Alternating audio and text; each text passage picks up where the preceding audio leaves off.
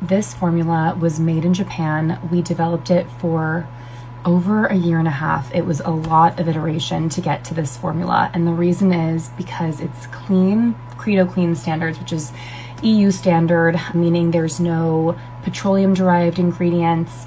They're all natural, and again, I know that's a little bit controversial, but that does preclude you from using a lot of ingredients. And I also wanted it to be oil-free and acne safe, which puts a lot of constraints on a moisturizer from the beginning.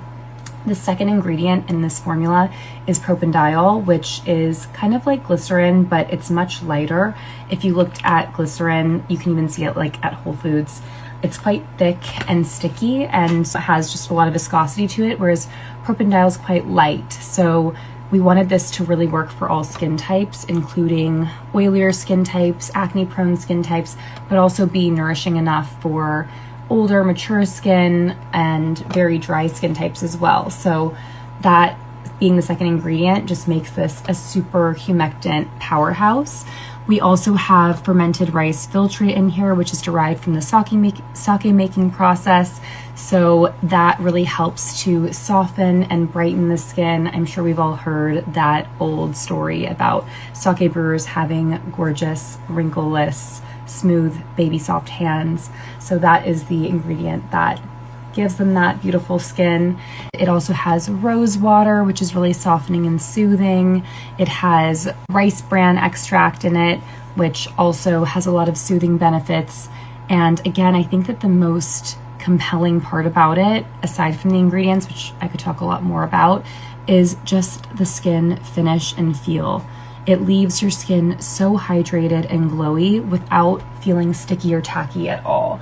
If I had a tissue in here, I would show you, but immediately after application, there's zero tackiness. It is feather light, but very much there. It's present.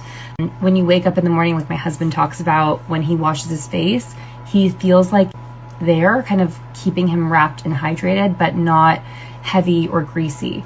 So I think that they really nailed the emulsification on this. And Japan is excellent at really all manufacturing, but when it comes to skincare, they take such time and care in not only adding the key ingredients and kind of making interesting textures, which I think they do well, not to the extent that K-Beauty does in terms of fun, kind of social worthy textures, but they're really great at delivery systems and making sure that the ingredients that they're adding are actually penetrating and working on the skin. So again, I think that you just have to feel it to believe it. Like,